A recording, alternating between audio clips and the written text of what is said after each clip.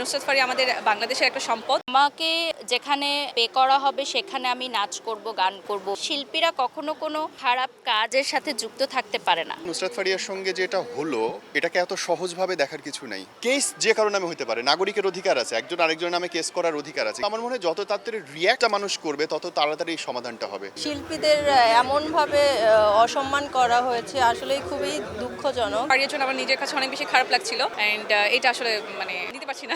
এখন আমি আসলে জানি না কি বলা উচিত, বাট আমার কাছে ভালো লাগে না, খারাপ লাগছে। অবশ্যই নুসরাত ফারিয়া আমাদের বাংলাদেশের একটা সম্পদ, কারণ সে নট অনলি বাংলাদেশ ছাড়াও সে অন্যান্য কান্ট্রির সাথে কাজ করেছে। সো আমাদেরকেও আমাদের কি বলে সংস্কৃতিকে ধরে রাখার জন্য আমাদের বিভিন্ন শিল্পীদেরকে ধরে রাখতে হবে। শিল্পীরা যদি এইসব কারণের জন্য যদি ভয় পেয়ে যায়, দেখা যাবে যে আমরা শিল্পী তৈরি হবে না খুব বেশি। শিল্পীদের ওপর আঙুল না তুলি। আমার কাছে মনে হয় যে শিল্পীদের পাশে দাঁড়াবো। তো আমাদেরকে সাপোর্ট না করলে আমরা কোথায় যাব বলেন?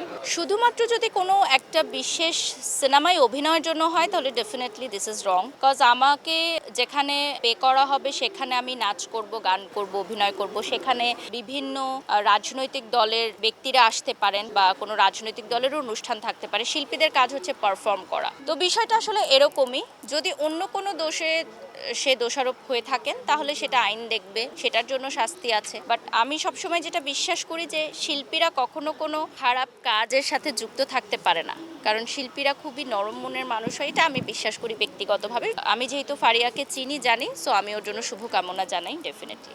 নুসরাত ফারিয়া তো আমার সমগোত্রীয়, আমরা উপস্থাপনা দিয়েই ক্যারিয়ার শুরু, এবং আমি মনে করি নুসরাত ফারিয়ার সঙ্গে যেটা হলো এটাকে এত সহজভাবে দেখার কিছু নাই। ওই যে একটা রাশিয়ান গল্প আছে, হ্যাঁ, যে আমি সমাজতন্ত্র করি না কিন্তু আমার পাশের বাসার একজন সমাজতন্ত্র করে এরকম লোককে ধরে নিয়ে গেছে, আমি কিছু বলি নাই। আমি শিল্পী না, আমার পাশের বাসার এক ব্লক পরে একটা শিল্পীকে ধরে নিয়ে গেছে, আমি কিছু বলি নাই। আমি কৃষক না, আমার এক ব্লক দূরে একজন কৃষককে ধরে নিয়ে গেছে, আমি কিছু বলি নাই। হঠাৎ করে শুনলাম আমার দরজায় করা আমাকে ধরতে এসছে। এখন আমার জন্য বলার কেউ নাই। কেস যে কারণে নামে হতে পারে, নাগরিকের অধিকার আছে, একজন আরেকজনের নামে কেস করার অধিকার আছে, কিন্তু কেস করা মানে কিন্তু তাকে ধরে নিয়ে যাওয়া না। ধরে কখন নিয়ে যাবে? যখন বিচার প্রক্রিয়া শেষ হবে, ট্রায়ালের আগে, বিচার হওয়ার আগে, যুক্তিতর্ক উপস্থাপনের আগে কিসে ধরে নিয়ে আটকে রাখা? এইটা ভীষণ অন্যায়। একটা উত্তাল রাজনৈতিক পরিবেশের ভেতর দিয়ে আমরা যাচ্ছি এখনো, কিন্তু আমরা প্রত্যেকের জায়গায় চেষ্টা করছি স্থিতিশীলতা আনতে, গণমাধ্যমে স্থিতিশীলতা আনতে, খেলায় স্থিতিশীলতা আনতে, কিন্তু কোনো না কোনো জায়গায় না ভুল থেকেই যায়। কেন ভুল থেকে যায়? কারণ সবাই তো আমরা বাংলাদেশি।